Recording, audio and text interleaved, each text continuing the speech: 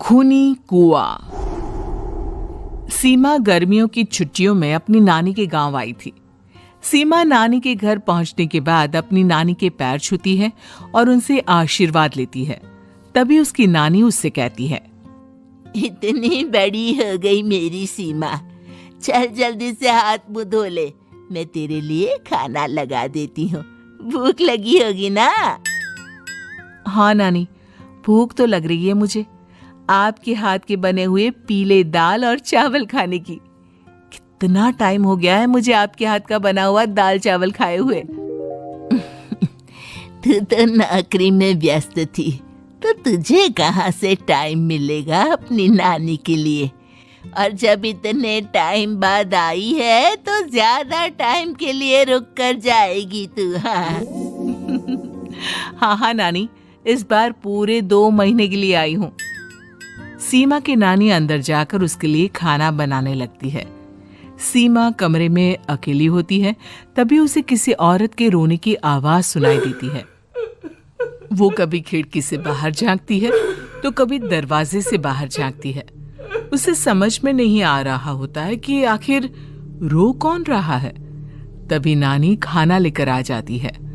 वो अपनी नानी से कहती है, नानी, कोई औरत रो रही है क्या? मैं जब से यहाँ आई हूँ तब से मुझे यहाँ किसी औरत की रोने की आवाज आ रही है। हे भगवान, कहीं ये वही तो नहीं? बोलो ना नानी। अरे कोई नहीं रो रहा, ये तेरे मन का वहम है। और तू ना अब खाना खा ले, ज्यादा यहाँ वहाँ की बातों में ध्यान मत दिया कर। जल्दी से खाना खा और फिर मेरे साथ आ जा मेरे कमरे में, दोनों बैठकर खूब सारी बातें करेंगे। ऐसे ही अगले दिन सीमा अपनी नानी के साथ गांव के बाजार जा रही होती है। उसी रास्ते में फिर से किसी औरत के रोने की आवाज आती है। वो अपनी नानी से कहती है, अरे नानी, क्या सच में तुम्हें अभी भी किसी औरत की रोने की आवाज नहीं सुनाई दे रही? मुझे किसी औरत की बहुत बुरी तरीके से रोने और चीखने की आवाजें आ रही है। मैं बहुत परेशान हूँ नानी, आखिर ये कौन है? मुझे लगता है कि सीमा को शहर भेज देना चाहिए, यहाँ रहना उसके लिए ठीक नहीं। नानी बोलो ना, आप चुप क्यों हो जाती हो? सीमा, तू घर चल, मुझे तुझसे बहुत जरूरी बात करनी है। नानी सीमा को घर ले आती है और सीमा से कहती है, सीमा, कल सुबह तू शहर वापस चली जाएगी। अरे अचानक? आखिर क्या बात है नानी, आप मुझे ऐसे जाने को क्यों कह रही हो?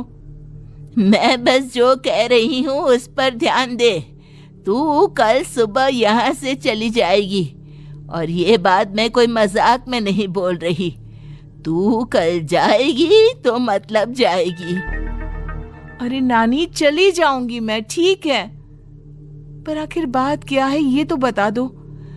मम्मी से कोई बात हुई है या फिर मुझसे कोई गलती हुई है जो तुम मुझे अचानक से जाने के लिए बोल रही हो? देख सीमा, रात बहुत हो चुकी है और मुझे इस बारे में कोई बात नहीं करनी। चल, अब चल के मेरे साथ सो जा। सुबह की बस पकड़कर तुझे शहर भी तो जाना है।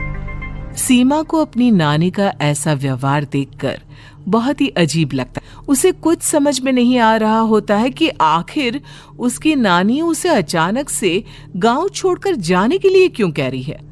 ये सारी बातें सोचते सोचते सीमा की आंख लग जाती है और वो अपनी नानी के साथ सो जाती है। ऐसे ही आधी रात को सीमा को फिर से किसी औरत की रोने की आवाज सुनाई देती है।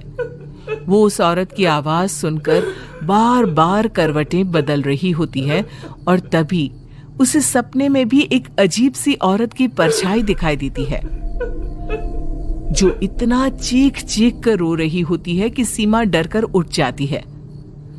वो पूरे पसीने पसीने हो रही होती है। वो अपने आसपास देखती है तो घर में बिल्कुल शांति का माहौल होता है। सीमा घबरा जाती है। वो अपनी नानी को जगाने की कोशिश करती है, मगर उसकी नानी नहीं जगती। सीमा को फिर से उस औरत की रोने की आवाज सुनाई देती है। आखिरकार सीमा अपने आप को रोक नहीं पाती और वो घर का दरवाजा खोलकर बाहर निकलती है। आखिर ये माजरा क्या है? आज तो मैं पता करके रहूंगी। अब आवाज का पीछा करते हुए सीमा आधी रात को गांव की चौपाल के पास बने कुएं के पास पहुंच जाती है, जहां कुएं की चारों ओर बेड़ियां लगी होती हैं। उन बेड़ियों में लगे हुए ताले के साथ एक लाल रंग का कपड़ा और माता रानी का कलावा बंधा होता है। उस कुएं में से सीमा को किसी के रोने की आवाज आती है। सीमा परेशान हो जाती है। इस कुएं में कौन है? कौन है यहाँ? सुनो, कौन है? कौन रो रहा है? वो चिल्ला चिल्ला कर पूछती है और साथ ही लोगों को जगाने की कोशिश करती है, मगर किसी को भी उसकी आवाज सुनाई नहीं देती।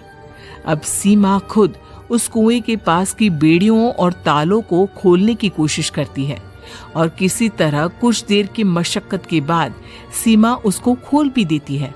और जैसे ही वो कुआं खोलकर उसके अंदर झांकती है, सीमा उस कुएं में गिर जाती है।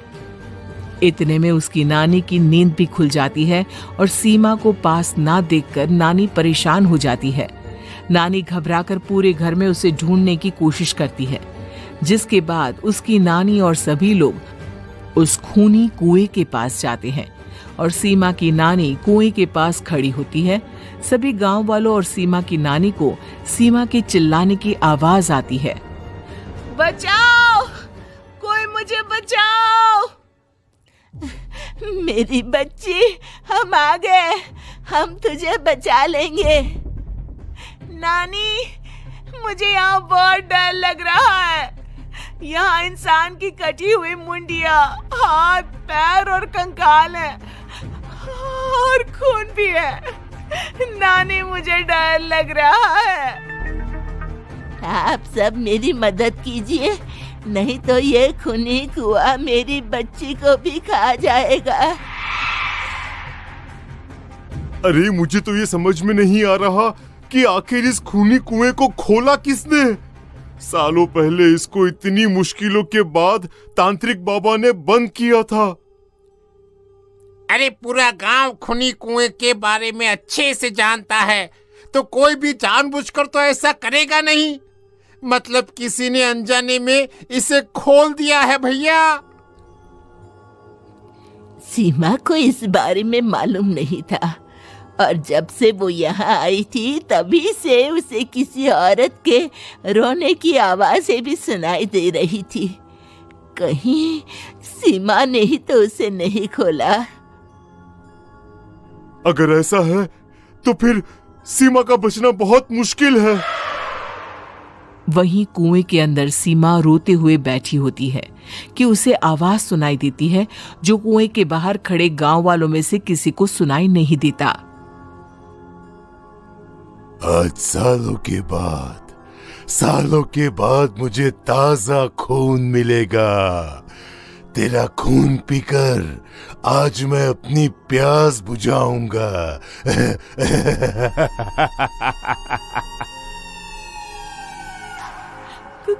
कौन है? कौन है? मत मारो प्लीज, मुझे जाने दो प्लीज। मैंने किसी का क्या बिगाड़ा है? वो तुझे मरने के बाद पता चल ही जाएगा।